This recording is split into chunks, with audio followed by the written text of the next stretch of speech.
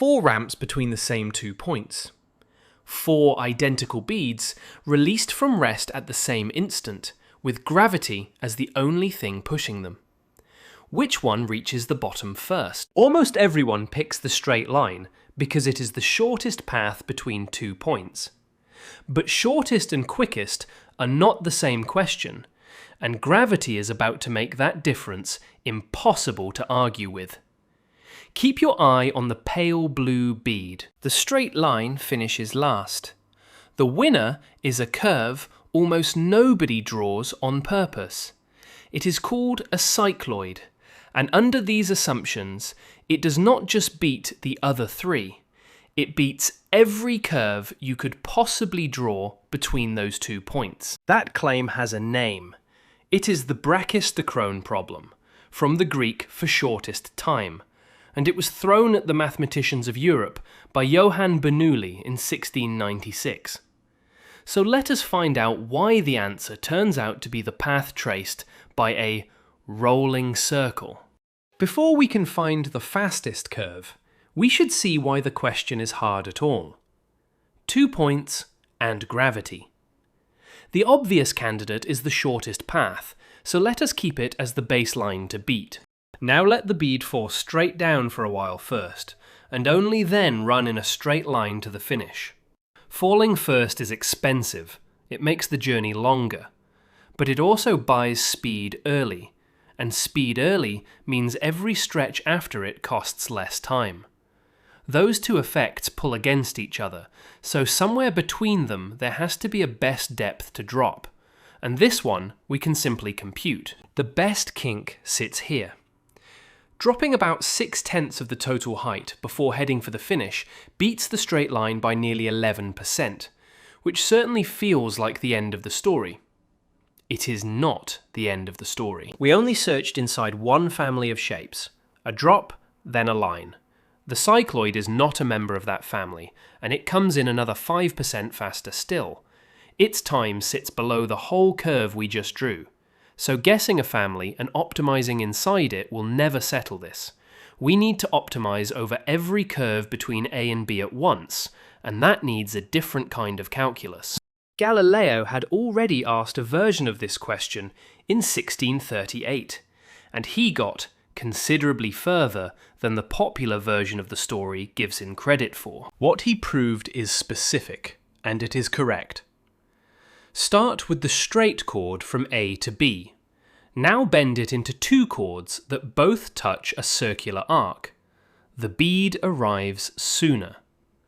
Keep adding chords and it keeps getting quicker, closing in on the arc itself. Not one of those steps is wrong. Then, in the scholium that follows, he wrote that the swiftest motion from one point to another is not along the shortest line, but along a circular arc. And that sentence is where the retelling goes wrong. It is a conjecture, not a theorem. He proved the arc beats the chords. He guessed that it beat everything. And he said openly that settling the question would need mathematics he did not have. He was right to hedge. Here is the curve he was missing, drawn against his arc. Released together, the arc loses by about 2.5%. Close enough that you can see why he believed it, far enough that believing it was still wrong. All of it follows from one fact about falling. The potential energy a bead gives up becomes kinetic energy, and the mass cancels off both sides. So the speed depends only on how far it has already fallen, not on the shape of the ramp, not on how heavy the bead is, only on the depth. That is a stronger statement than it sounds. Take 2 beads on completely different ramps and drop a horizontal line through both of them. At the same depth, they are moving at exactly the same speed, even though one has travelled much further to get there. The shape decides how far you go and how long it takes.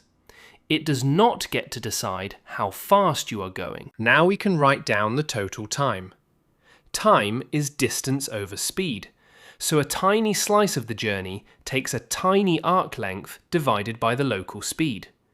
And a tiny arc length is the square root of 1 plus y prime squared times dx. Add up every slice from the start to the finish, and this is the total descent time for the curve y. Look carefully at what that equation actually is. On the left is a single number. On the right, buried inside the integral, sits an entire curve. Feed in a shape, and out comes a time. A machine like that is called a functional. And the Brachistochrone problem is one question about it. Out of all the curves in the world, which input makes the output smallest? Before solving anything, notice a property of that integrand. It contains y, and it contains y prime, the slope. What it does not contain, anywhere, is a bare x. Slide the entire problem sideways and nothing about it changes. Only depth and slope matter. That symmetry is worth something concrete. Whenever a variational problem does not depend on the variable you are integrating over, one particular combination stays exactly constant along the solution. This combination. It is called the Beltrami identity, and it plays the same role here that conservation of energy plays in mechanics. One number that refuses to change. So put our integrand into it and simplify. The square roots fold together, and what comes out is startlingly small. Y times 1 plus y prime squared equals a constant. Every other detail of the problem has been squeezed out of it.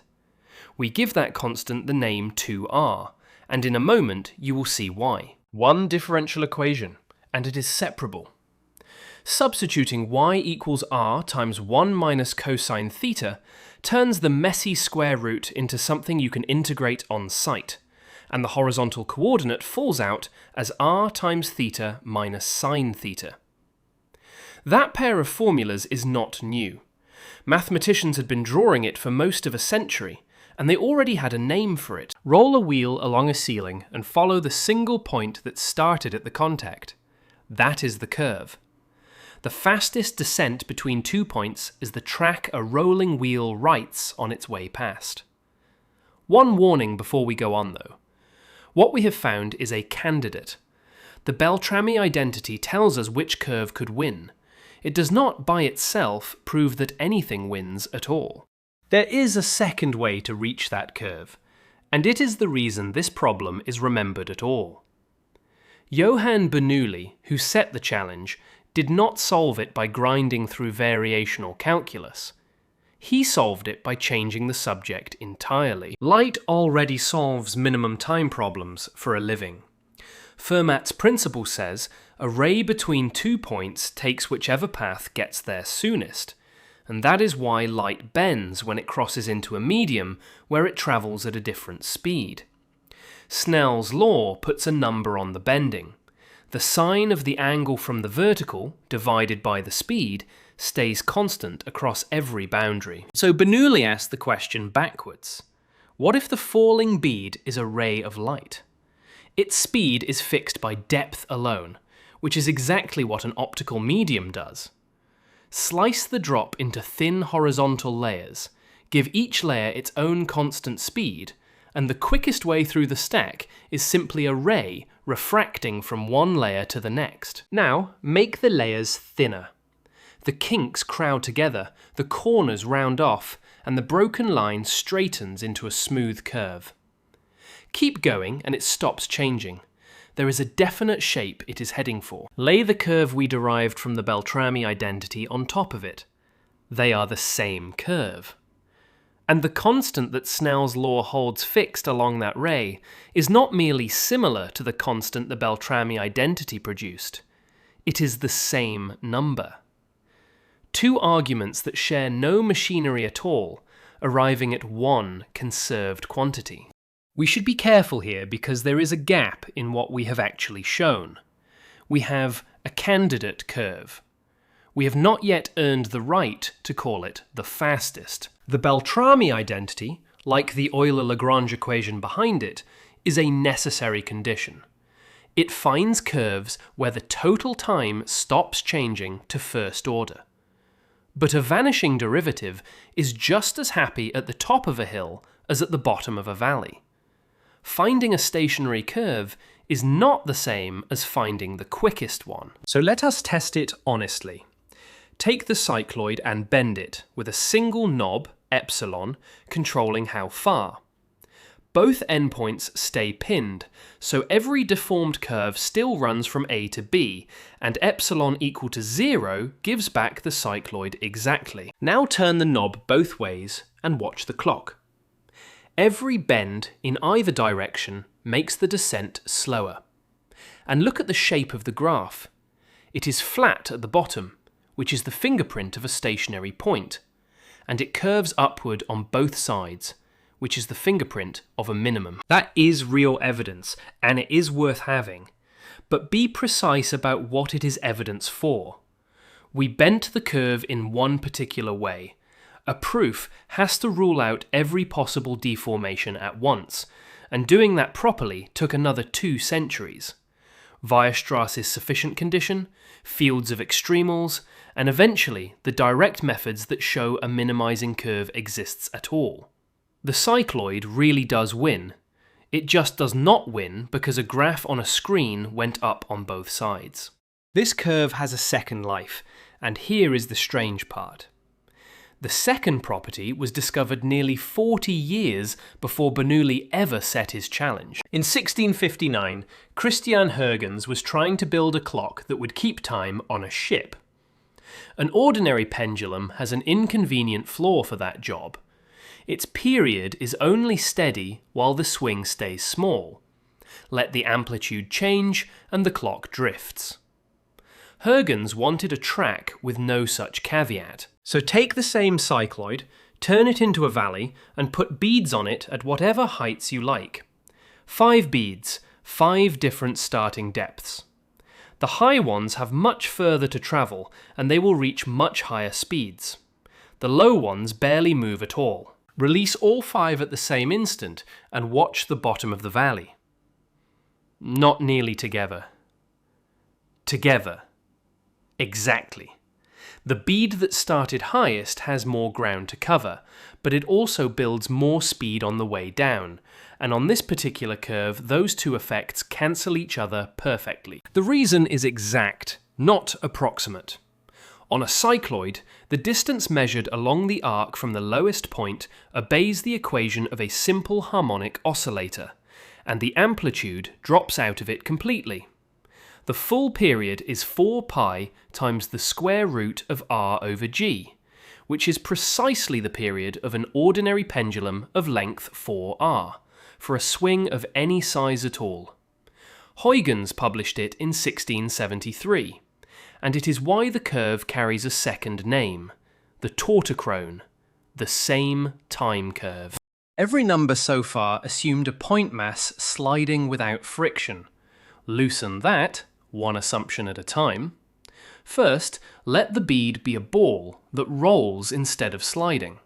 Now, 2/7 of the energy goes into spinning it, so it accelerates more slowly. But look at what that does to the problem. It is the same variational question with a weaker gravity, so the winning shape does not change at all, only the clock does, by about 18%. Now add friction and something more serious happens. Every value of the friction coefficient gives a different descent time, and the times climb steeply. More importantly, the cycloid is no longer the winner. With friction in the problem, the curve that minimizes time genuinely moves somewhere else. The theorem, as stated, is broken. Broken, though, is not the same as useless, so measure it. At a friction coefficient of 2/10, the genuinely optimal curve beats the cycloid by 0.009%. That is a difference nobody could build, let alone measure. For any ramp you would actually construct, the cycloid is still the practical answer. The interesting failure is not slowness anyway. Push the friction past roughly 47 hundredths, for this particular pair of endpoints, and the descent time does not merely get large. The bead comes to rest partway down the track and stays there. There is no descent time, because there is no descent. Which brings us to the question people actually ask. If the cycloid is fastest, why is no playground slide and no roller coaster shaped like one? The answer is not that engineers have not heard of it. It is that they are solving a different problem. Joining a circular arc to a straight run makes the curvature jump, and a jump in curvature is a jerk you feel in your spine. So real transitions use a clothoid, whose curvature ramps in as a straight line. Nobody is minimizing time. They are minimizing how much the ride hurts. One assumption is still standing, and it is the biggest one. Every result so far assumed gravity pulls in the same direction with the same strength everywhere in the picture. Drop that, and the answer changes shape. Bore a tunnel through a planet. Inside a sphere of uniform density, only the mass beneath you pulls, and the shells above cancel out exactly. The result is a force that grows in direct proportion to your distance from the centre. That is not free fall. That is a harmonic oscillator. Drop a pod down a straight tunnel and it oscillates.